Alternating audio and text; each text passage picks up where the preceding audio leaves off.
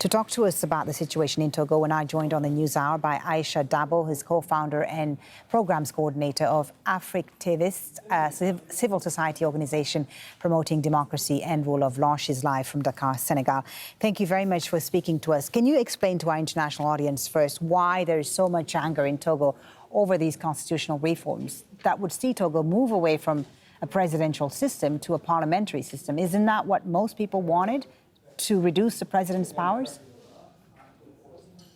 The problem actually is this is not an ordinary president. This is someone who came in power after his father has been in power for decades. And the trend has been every other term, there's a constitutional amendment to make sure that there's a way for the Nyasimbe family, and here who is the son of Eyadema, to stay in power. And by moving all the powers from the president, the position that will become honorary, to that of the president of a council of ministers who will be elected by the National Assembly members without any debate, it just shows that actually this is another attempt, for Nyasimbe to be in power way beyond 2030, because during the 2019 constitutional reform, there's a two-term mandate, and his mandate, actually, his term is supposed to end in 2030 if he seeks another one in 2025.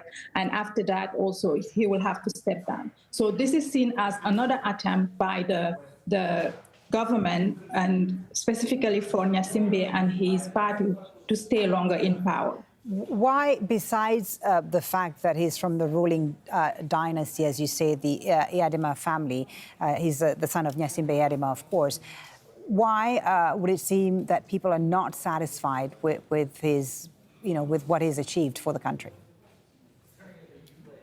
The issue here is the respect for fundamental human rights.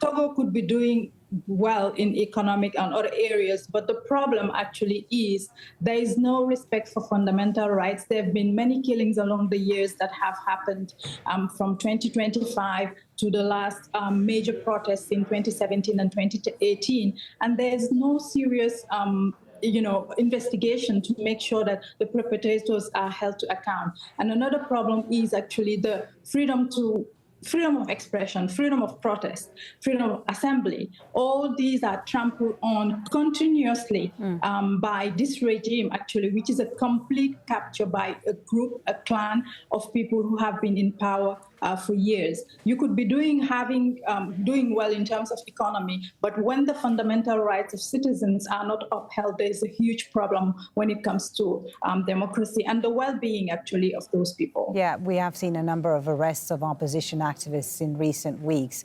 Parliamentary elections are due to take place very soon. How do you think it's going to play out? I think I'm very hopeful, because one thing about Togo, its people, the opposition, civil society, is they're very resilient. Despite all the challenges, they continue to be committed. And I believe with the recent amendment of the constitution that happened through a parliament that was no longer, that their mandate expired in December, so they legally didn't have the power to make those changes. I believe that this will mobilize citizens to go out and vote in favor of the opposition, so that the opposition can have either a majority or certain hold in the National Assembly.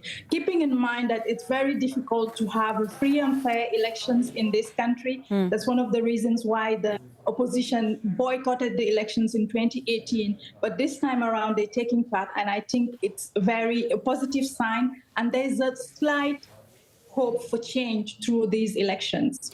Aisha Dabo, thank you so much for your insight. Very interesting to talk to you about the situation in Togo. Aisha Dabo is co-founder and program director of Africtivists, joining us there from Senegal.